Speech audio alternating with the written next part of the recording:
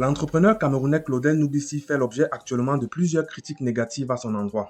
Claudel Noubissi est un docteur en médecine qui a décidé de suivre un chemin atypique en mettant sur pied des initiatives entrepreneuriales dont l'objectif officiel est de contribuer au développement de l'Afrique et des Africains. Claudel Noubissi a contribué à ce jour à créer plusieurs entreprises au Cameroun. Sa démarche consiste en général à persuader des personnes en Afrique et en diaspora d'investir dans des projets que lui et ses équipes vont piloter. Ces projets sont censés rapporter des rendements très intéressants qui vont enrichir ceux qui ont investi. Il se trouve que les personnes qui ont investi dans la plupart de ces projets ont du mal à rentrer en possession des gains promis.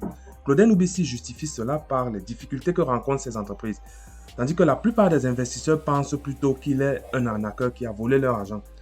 Certains sont même allés jusqu'à lui porter plainte et aujourd'hui, Claudel ferait l'objet de plusieurs restrictions et interdictions diverses, telles qu'une interdiction de sortie du territoire camerounais, des comptes en banque qui seraient bloqués.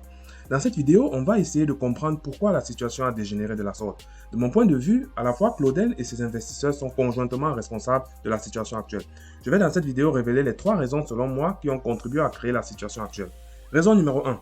Claudel Noubissi a garanti la rentabilité et créé l'illusion d'un risque négligeable. Alors, à l'époque, quand il fallait convaincre les gens d'investir dans les projets, Claudel vantait ses projets et son équipe. Il donnait l'impression de maîtriser, de savoir exactement quoi faire pour mener à bien les projets. Il affichait une très grande confiance en lui. On avait l'impression que ces projets ne peuvent pas échouer. Les investisseurs n'avaient pas compris qu'il s'agissait simplement d'un discours manipulateur qui visait à les persuader de donner leur argent. Raison numéro 2. Claudel vit en apparence une vie de luxe. Dans sa stratégie de positionnement, Claudel a décidé de montrer sur les réseaux sociaux une image tape à l'œil. Il est toujours très bien habillé. Il a acheté plusieurs véhicules neufs en montrant à tout le monde. Il a rendu public les montants des commissions faramineuses qu'il versait à certains de ses vendeurs du SNIC.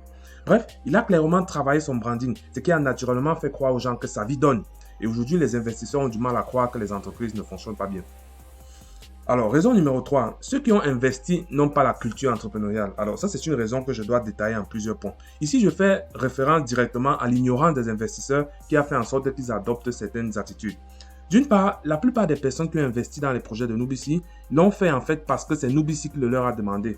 Ces personnes avaient confiance en lui et n'ont jamais cherché à comprendre c'est quoi le business réel dans lequel j'investis et comment est-ce que ce business va contribuer à générer des rentabilités. Elles se sont contentées de faire confiance à Noubissi. D'autre part, les investisseurs n'ont pas compris que quand on investit, il y a 2 résultats possibles, la réussite ou l'échec. Les investisseurs n'ont jamais vraiment prévu l'échec des projets dans lesquels ils ont investi. Dans leur conception des choses, un potentiel échec ne peut être dû qu'à l'incompétence ou à la malhonnêteté de Claudel. Par ailleurs, les investisseurs n'ont pas compris qu'ils ont la capacité d'influencer la réussite des projets. Par exemple, lorsqu'on investit dans un projet de confection des vêtements, ce serait une bonne chose d'acheter soi-même les vêtements vendus par l'entreprise dans laquelle on a investi. Ce serait encore mieux d'inciter ses proches à faire pareil. Mais malheureusement, la plupart des investisseurs n'ont pas jugé nécessaire de faire quoi que ce soit de plus que donner leur argent. Autre chose, les investisseurs avaient fait des plans à court terme sur les gains générés par leur investissement. Normalement, un investisseur averti sait qu'un argent investi est un argent qui peut être perdu. Mais j'ai l'impression que les investisseurs n'en étaient pas conscients et ont fait des projets avec l'argent qu'ils espéraient recevoir des investissements. Voici donc les 3 raisons qui pourraient expliquer la situation actuelle. Vous savez, le phénomène des nouveaux entrepreneurs sur les réseaux sociaux auquel on assiste est un phénomène très complexe qui mérite d'être analysé. J'ai déjà fait plusieurs vidéos sur le sujet, mais si le temps me le permet, je préparerai plusieurs autres vidéos parce qu'il y a beaucoup de choses à dire. Pour le moment, dis-moi ce que tu as pensé de cette vidéo en commentaire et retrouvons-nous bientôt pour une prochaine vidéo. C'était Noda.